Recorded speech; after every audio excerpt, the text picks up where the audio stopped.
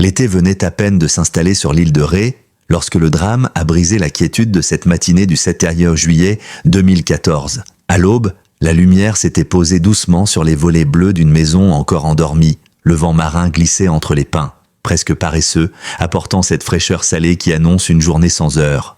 Rien, absolument rien, ne laissait présager qu'en quelques heures, le monde médiatique français basculerait dans la stupeur. À l'intérieur de la maison, le calme régnait. Les tasses de la veille étaient encore sur la table, un cahier ouvert attendait des notes, et l'odeur du café séché dans l'air semblait prolonger une normalité que personne n'imaginerait voir se rompre. C'est dans cet environnement familier, presque intime, que le journaliste Benoît Duquesne, directeur de Complément d'enquête, a été retrouvé sans vie. Il n'avait que 56 ans. L'annonce a fait l'effet d'une onde de choc. En moins d'une heure, les téléphones des rédactions se sont mis à vibrer sans répit. Les messages se succédaient, d'abord hésitants, puis plus catégoriques. « Tu as entendu ? C'est confirmé ? Il est parti !» Les premières dépêches tombent, les chaînes d'information s'emparent du sujet, les rédacteurs en chef interrompent leur réunion. Une figure du journalisme d'investigation venait brutalement de s'effacer. Sur les plateaux télé, les images d'archives affluent, on revoit son visage, son sourire calme, sa manière précise de poser des questions qui dérangeaient. Les hommages se multiplient, collègues, producteurs, anciens invités. Tous saluent la rigueur de son travail, son éthique, sa passion pour un métier qu'il considérait comme un devoir. Pendant plusieurs heures, la télévision déroule ce récit collectif construit dans l'urgence et l'émotion. On parle d'une disparition soudaine, d'une mort subite, probablement liée à un malaise. Les mots sont soigneusement choisis, comme pour lisser une réalité trop brutale, mais derrière les caméras, loin des studios climatisés, une femme vit un autre récit. Celui du silence qui envahit la maison dès que les secours sont repartis, celui des objets de son mari qui n'ont pas encore compris qu'il n'avait plus de propriétaire. Une montre déposée sur un meuble, un micro abandonné la veille sur un coin de table, un manuscrit inachevé, autant de fragments d'une vie brutalement interrompue. Dans le salon, le temps semble figé. Les enfants, hébétés, posent des questions auxquelles elle ne sait répondre. Une horloge continue de battre, obstinée comme pour rappeler que le monde poursuit sa route sans se soucier du chagrin individuel. La femme de Benoît ferme les yeux quelques secondes, s'efforçant de respirer. Elle tente de comprendre comment un homme encore si présent la veille peut devenir, en un instant, une absence irréversible. Pendant ce temps, les commentaires s'accumulent à la télévision. On évoque sa dernière enquête, son engagement, son courage. On loue son professionnalisme, son calme, sa ténacité. Mais aucun de ces hommages ne reflète ce qu'elle a vu, elle, dans les semaines précédentes, une fatigue intense, une tension sourde, des nuits blanches qu'il minimisait, des migraines répétées qu'il attribuait au stress. Ce décalage entre la version publique et sa vérité intime commence déjà à creuser une fissure en elle. Les journalistes répètent qu'il est parti paisiblement. Elle sait que la réalité est plus complexe. Elle se souvient de son regard ces derniers jours, de son agitation intérieure, de ses phrases qu'il laissait en suspens. Quand elle feuillette les dernières notes qu'il avait griffonnées, elle y lit une précipitation inhabituelle, presque une urgence. Alors que les rédactions s'organisent pour préparer des dossiers spéciaux, elle reste seule dans la maison, assise sur un canapé encore imprégné de l'odeur de son mari. Le téléphone n'arrête pas de sonner. On lui demande des déclarations, des réactions, parfois même des photos. Elle refuse tout, pas par colère mais par instinct. Elle ne veut pas que la mort de Benoît devienne un spectacle de plus, un objet médiatique à traiter comme un reportage. Cette journée marquera le début d'un long tunnel pour les médias, le temps passera vite. L'émotion sera forte mais brève. Pour elle, en revanche, ce 7 juillet ne prendra jamais fin. Il restera, à jamais, ce moment où la lumière de l'été s'est brusquement éteinte, laissant place à un vide que rien, ni les hommages, ni les analyses, ni les explications administratives, ne pourra combler. Ce matin-là restera le point de bascule, celui où un journaliste a disparu. Celui où une femme est entrée dans un silence dont elle ne savait pas encore qu'il durerait 11 ans. Lorsque la nouvelle de la mort de Benoît Duquesne a commencé à circuler au sein des rédactions, un détail s'est très vite imposé. L'absence totale d'explications officielles, ni communiqué clair, ni déclaration des secours, ni information médicale précise. Seulement quelques mots laconiques, répétés comme un mantra par les autorités locales, une mort naturelle, pas de suspicion particulière. Cette formule, devenue en quelques heures la version officielle, a paradoxalement ouvert la porte aux questions. Dans les milieux journalistiques, on sait comment ces choses fonctionnent. Lorsqu'une personnalité publique décède, même subitement, un minimum de transparence est généralement assuré. Ne serait-ce que pour couper court aux spéculations. Mais cette fois-ci, tout semble verrouillé, les demandes d'accès aux rapports sont repoussées. Les documents médicaux, eux, demeurent inaccessibles. Et la famille, encore sous le choc, se voit conseiller de ne pas compliquer les choses en posant trop de questions. Au domicile, sa femme commence elle aussi à remarquer ses incohérences. Les gendarmes, arrivés avec efficacité, repartent rapidement après avoir conclu, presque machinalement, à une mort sans caractère suspect. Personne ne pose de questions détaillées. Personne n'examine vraiment l'environnement. La scène est clôturée en moins d'1 heure. Trop vite, pense-t-elle, beaucoup trop vite. Elle se souvient de cette sensation étrange qui lui a traversé l'esprit lorsque l'un des secouristes a prononcé la phrase fatidique « C'est fini, madame. » Fini ? Non, rien n'était fini pour elle. Tout commençait. Le choc, la douleur, mais aussi cette impression discrète, tenace, que quelque chose ne tournait pas rond. Les jours qui suivent sont marqués par la gestion urgente du deuil, les messages affluent, les condoléances se multiplient. Des bouquets arrivent de toutes parts, des visages connus expriment leur tristesse devant les caméras, mais derrière ces hommages, une autre réalité se dessine. Aucune institution ne fournit d'informations concrètes. Même les collègues les plus proches, pourtant habitués aux enquêtes délicates, se heurtent à un mur administratif. L'un d'eux, rencontré lors de la cérémonie, s'approche discrètement de la veuve. Il choisit ses mots avec précaution, comme s'il craignait d'aller trop loin. On n'arrive pas à obtenir les rapports, tu sais ? C'est bizarre. On a connu des cas similaires, mais jamais un silence aussi complet. Elle acquiesce sans répondre. Elle n'a pas la force. Mais au fond d'elle, ses paroles ne font qu'appuyer ce qu'elle pressent. Quelque chose a été étouffé. Elle repense alors aux semaines qui ont précédé le drame, à cette nervosité soudaine qui s'était emparée de Benoît, aux conversations interrompues, à ces dossiers qu'il refermait dès qu'elle entrait dans la pièce aux nuits où il se levait pour retourner travailler, comme si une urgence invisible le poussait. Il s'en défendait, prétextant un reportage complexe ou un montage à finaliser, mais elle l'avait vu. Son regard n'était plus le même. Dans les couloirs de France 2, les discussions commencent à se faire plus discrètes. Certains évoquent un sujet sensible sur lequel ils travaillaient. D'autres, plus prudents, parlent simplement d'une période de stress intense. Quelques journalistes, plus téméraires, se demandent même si l'affaire n'aurait pas mérité une autopsie systématique comme cela se pratique souvent en cas de mort soudaine d'un professionnel exposé. Mais aucune demande en ce sens n'est officiellement formulée. La famille, encore sonnée, fait confiance aux procédures. Jusqu'au moment où une décision administrative tombe, sèche et définitive, aucune autopsie ne sera réalisée, raison invoquée, la mort ne présente pas de caractère suspect. Une justification qui, loin d'apaiser les interrogations, les amplifie. Les proches se retrouvent alors face à une énigme. Comment conclure aussi vite à une mort naturelle sans analyse approfondie ? Les médecins consultés en privé murmurent que cela n'a rien d'habituel. Certains évoquent même l'idée d'une expertise indépendante. Mais l'épouse, submergée de démarches, d'émotions et de contraintes, n'a ni la force ni le soutien logistique pour se lancer dans une telle bataille. Elle garde pourtant en mémoire un moment précis. Une phrase de Benoît, prononcée quelques jours avant sa mort, et qui l'avait profondément troublée. Si quelque chose devait m'arriver, protège les enfants. Sur le moment, elle avait cru à une plaisanterie mal formulée. Aujourd'hui, ces mots résonnent comme un avertissement. Pendant que les médias, après une semaine d'hommage, tourne progressivement la page, elle reste prisonnière d'un doute qui s'insinue chaque jour un peu plus dans son esprit. Le silence des institutions n'est plus seulement étrange, il devient oppressant. Les réponses attendues ne viennent pas. Les rapports officiels restent vagues, les délais s'allongent sans explication. Et lentement, presque imperceptiblement, une certitude commence à s'imposer en elle. La mort de son mari n'est pas aussi simple qu'on veut le lui faire croire. Les années qui ont suivi la mort de Benoît Duquesne n'ont pas été un long fleuve tranquille. Elles ont ressemblé plutôt à une succession de cycles. Espoir, frustration, colère, résignation qui revenaient sans cesse, comme si le temps refusait d'apporter une véritable guérison. Pour sa veuve, la vie s'est divisée en deux. Avant ce 7 juillet 2014 et après, plus rien n'a jamais retrouvé sa place. Au fil des mois, elle a tenté, tant bien que mal, de reprendre le cours de sa vie. Les enfants grandissaient, les obligations quotidiennes la rappelaient à la réalité, et pourtant, quelque chose continuait de grincer en elle. Un mécanisme intérieur brisé, ce qui la hantait n'était pas seulement l'absence, mais l'impression persistante qu'un pan entier de la vérité lui échappait.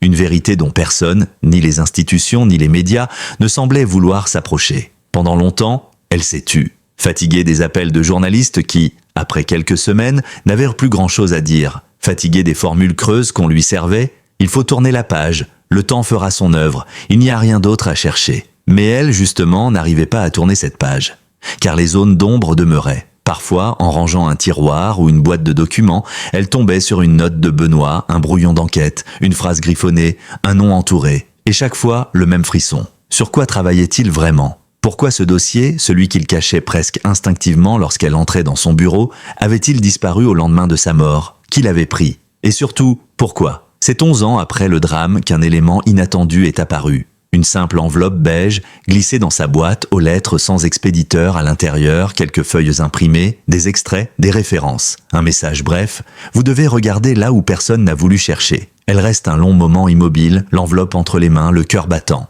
L'écriture, impersonnelle, pourrait appartenir à n'importe qui. Mais les documents, eux, ne laissent aucun doute. Il s'agit de fragments d'une enquête que Benoît menait en parallèle de son travail officiel. Rien de signé, rien d'identifiable directement, mais des indices suffisamment précis pour raviver toutes les interrogations qu'elle tentait, tant bien que mal d'enterrer. Elle prend alors la décision la plus difficile de ces 11 dernières années. Rouvrir la plaie, se replonger dans les souvenirs, affronter ce qu'elle avait jusqu'ici refusé de creuser. Elle contacte anciens collègues, techniciens, producteurs, personnes qu'elle n'avait pas vues depuis une décennie. Certains acceptent ceux de parler, d'autres évitent la conversation. Quelques-uns vont même jusqu'à raccrocher après une phrase prudente « Je ne préfère pas m'y mêler, tu comprends ?» Ce refus en dit long, trop long. Peu à peu, des bribes d'informations émergent.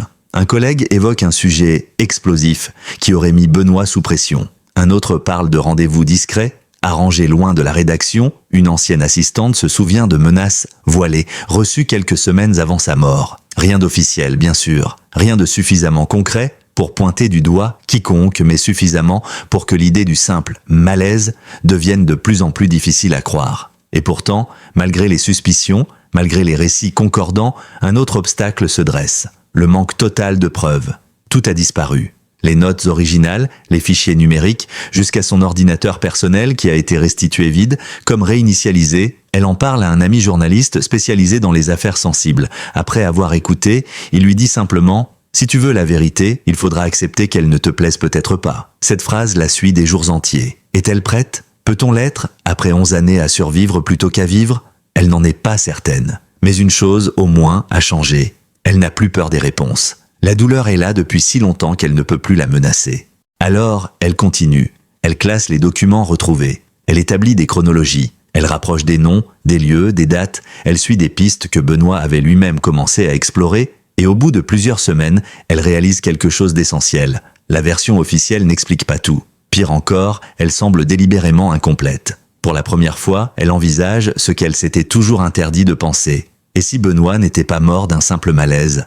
Et si sa disparition était liée à ce dernier dossier dont il n'avait jamais parlé ouvertement? Les questions qu'elle se pose ne sont pas le fruit du deuil. Elles sont logiques, légitimes et peut-être même dangereuses. La vérité désormais n'est plus une simple quête. Elle devient une dette envers l'homme qu'elle a aimé pendant plus de 20 ans, et qu'on a peut-être réduit au silence. Elle ne pensait pas que la quête de réponse l'amènerait si loin. Ce qui, au départ, semblait être une démarche intime, comprendre la mort de son mari, s'est transformé en un parcours semé d'obstacles, de portes closes et de silences lourds. Chaque fois qu'elle croyait toucher une piste, quelque chose ou quelqu'un venait la stopper. Non pas frontalement, non. Toujours avec une prudence calculée, une manière subtile de lui faire comprendre qu'elle n'était pas à sa place, mais plus on lui demandait de renoncer, plus elle sentait qu'elle se rapprochait d'un nœud essentiel. Dans les documents retrouvés, certains noms revenaient le souvent, celui de cadres de grandes entreprises médiatiques, de responsables institutionnels, de consultants politiques connus pour leur connexion avec les milieux du pouvoir. Rien qui, en soi, constitue une preuve. Mais assemblés, ces fragments formaient une constellation étrange. Une structure discrète mais bien réelle, celle d'un réseau, où se mêlaient intérêts économiques, orientation éditoriale et stratégie d'influence. Benoît n'était pas naïf. Il connaissait les risques. Il avait l'habitude de ces terrains mouvants. Mais quelque chose, dans ce dossier précis, semblait le mettre sous une tension inhabituelle.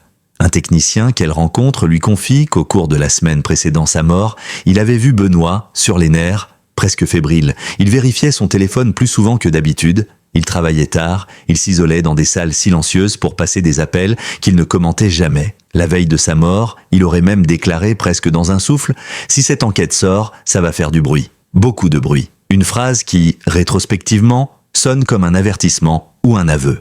Elle se rend ensuite à son ancienne rédaction, espérant obtenir des réponses. Mais l'accueil est froid, presque mécanique. Un responsable lui explique, avec un sourire étriqué « Vous savez, Benoît était très investi, peut-être trop. C'est un métier stressant, on ne peut pas tout relier à une enquête. » Puis il change de sujet, puis il la raccompagne, Trop vite, elle ressort de là, avec la sensation sourde qu'on lui a dit moins que le strict minimum. Une collègue, plus empathique, la rattrape discrètement dans le couloir et murmure « Faites attention, certains dossiers sont faits pour ne jamais être ouverts ». Ce conseil sonne comme une menace, mais elle ne renonce pas. À mesure qu'elle avance, elle découvre que plusieurs témoins cruciaux n'ont jamais été auditionnés au moment de la mort de Benoît. Un cadre qu'il avait rencontré peu avant, une source qui lui avait envoyé un mail crypté, un interlocuteur anonyme qu'il devait revoir en urgence. Aucun de ces noms n'apparaît dans le dossier officiel, comme si ces éléments n'avaient jamais existé. Ce qui la frappe, ce n'est pas que des pièces aient disparu, c'est la facilité avec laquelle elles semblent avoir été effacées. Les ordinateurs réinitialisés, les carnets introuvables, les clés USB disparues ou rendues vides. Comment un journaliste aussi organisé aurait-il laissé son travail dans un tel chaos? L'idée d'un oubli ou d'un accident devient de moins en moins plausible. Un soir, alors qu'elle relit les fragments d'enregistrement cachés sur la clé USB retrouvée dans la doublure d'une veste, elle ressent une étrange impression. La voix de Benoît, posée mais tendue, semble s'adresser à elle, comme si chaque mot avait été prononcé pour être entendu plus tard. Les silences dans ses interviews, les hésitations de certains interlocuteurs, les phrases coupées, tout laisse entrevoir une enquête sensible, potentiellement explosive. Elle comprend alors que ce dossier n'était pas seulement un travail journalistique, c'était une alerte. Un avertissement sur ce qui se joue en coulisses du paysage médiatique, là où s'entremêlent argent, pouvoir et narratif public. Peut-être Benoît le savait-il. Peut-être avait-il sous-estimé jusqu'où certains étaient prêts à aller pour que certaines vérités ne voient jamais le jour.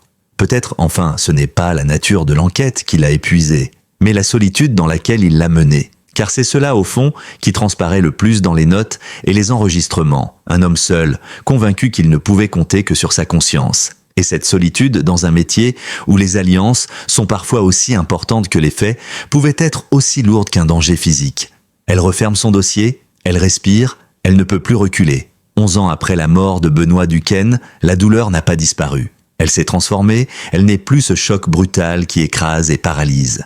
Elle est devenue une présence discrète, un souffle au creux de la poitrine, un rappel quotidien d'une absence qu'aucune explication n'a jamais vraiment comblée. Ce qu'elle cherche aujourd'hui n'est plus un coupable. Ce qu'elle cherche, c'est un sens. Car ce qui demeure, malgré les années, malgré les discours officiels, malgré la poussière déposée sur les dossiers, c'est cette impression dérangeante que l'histoire n'a pas été entièrement racontée. Une pièce manque toujours au puzzle, peut-être petite, mais essentielle, et elle sait désormais que personne ne viendra la lui apporter. La vérité, ou ce qu'il en reste, ne peut être trouvée que dans les traces que Benoît a laissées derrière lui. C'est dans un vieux disque dur, oublié dans une boîte en carton, qu'elle tombe un jour sur un enregistrement inattendu. La voix de Benoît, claire, posée, le journalisme, c'est aller là où on ne veut pas que tu ailles. Une phrase simple mais qui résonne comme un testament. Il préparait une émission sur la liberté d'expression. Ironie presque cruelle quand on pense à la manière dont son propre départ a été entouré de silence, elle ferme les yeux en écoutant la suite. Sa voix calme mais fatiguée semble contenir 1000 sous-entendus. L'usure, les pressions, la solitude, et soudain tout devient plus net. Ce qu'elle avait ressenti pendant des années, cette impression de malaise, de récit inachevé, trouve sa confirmation intime. Ce n'était pas une intuition, ce n'était pas du déni. C'était la lucidité d'une femme qui avait vécu aux côtés d'un homme trop exigeant avec lui-même pour reculer, trop intègre pour taire ce qu'il voyait. Alors elle comprend. Benoît n'a pas été victime d'un complot spectaculaire, d'un scénario romanesque que certains imagineront peut-être. Non, ce serait trop simple. La vérité, plus terrible encore, réside dans l'usure lente, invisible d'un homme qui portait plus qu'il n'aurait dû. L'usure d'un système où l'on demande aux journalistes d'être courageux, mais où on les laisse seuls quand ils le sont vraiment, où la lumière brûle plus qu'elle n'éclaire. Où la vérité dérange au point qu'on préfère fermer les yeux, plutôt que d'affronter ce qu'elle implique. À mesure qu'elle assemble les dernières pièces, une autre évidence s'impose. Ce qui a brisé Benoît n'est peut-être pas un ennemi extérieur, mais un monde qui n'était plus à la hauteur de son idéal. Ce monde où la rapidité prime sur la rigueur, où la communication écrase l'information, où l'enquête devient un risque professionnel plutôt qu'un devoir public. Elle se souvient alors d'une phrase prononcée par l'un des amis proches de Benoît. Il était de ceux qui croient encore que la vérité peut changer quelque chose. C'est ce qui faisait sa force, c'est ce qui l'a usé. Pendant longtemps, elle a pensé que parler ne servirait à rien, que le silence, paradoxalement, protégerait sa mémoire. Mais le silence, à la longue, devient un poids, un couvercle posé sur la douleur, un obstacle à la transmission. Aujourd'hui, elle ne veut plus que ses enfants grandissent avec une histoire incomplète. Elle veut qu'ils sachent que leur père n'est pas mort d'un simple malaise, comme on l'a écrit trop vite, qu'il n'est pas parti sans raison, comme certains l'ont laissé entendre, elle veut qu'il comprenne la complexité, la profondeur, la noblesse et les dangers du métier qu'il a choisi. Elle veut qu'il découvre l'homme derrière l'image, rigoureux, passionné, parfois obstiné, souvent épuisé, mais toujours juste. Elle regarde la mer, là où il aimait courir à l'aube. Le vent est le même qu'il y a 11 ans. La lumière aussi. Rien n'a changé, et pourtant tout est différent. Elle murmure « Je ne veux plus qu'il soit défini par sa mort, mais par ce qu'il a incarné. » Et dans ces mots, il y a toute la vérité qu'elle cherchait depuis tant d'années. Peut-être que la réponse n'est pas dans les dossiers manquants, dans les calendriers, dans les dates qui ne concordent pas. Peut-être que la vraie réponse réside dans son parcours, dans son engagement, dans sa fidélité à un métier qu'il considérait comme une mission. Parce qu'au fond, Benoît Duquesne n'est pas mort pour une histoire qu'il aurait révélée, il est mort d'avoir voulu en révéler trop. Il est mort d'avoir porté une vérité que personne ne l'a aidé à porter. Et c'est cela, l'ombre la plus cruelle. Non pas le mystère de sa disparition, mais l'indifférence qui l'a suivi. Alors elle se tient droite, les mains posées sur la table où sont rangés ses carnets. Elle n'attend plus de révélations, elle n'espère plus de réponses officielles. Elle sait que certaines vérités ne se prouvent pas, elles se ressentent. Et la sienne, elle la porte désormais avec calme. Son dernier geste est celui d'une femme qui a enfin trouvé la paix. Elle range la clé USB dans un tiroir, non pas pour l'oublier, mais pour la protéger. Une mémoire fragile. Un fil ténu entre un homme et ce qu'il a tenté de défendre. Le jour se lève sur l'île de Ré, un jour comme un autre. Mais pour elle, un jour où pour la première fois, la douleur n'est plus une ennemie. Elle est un hommage,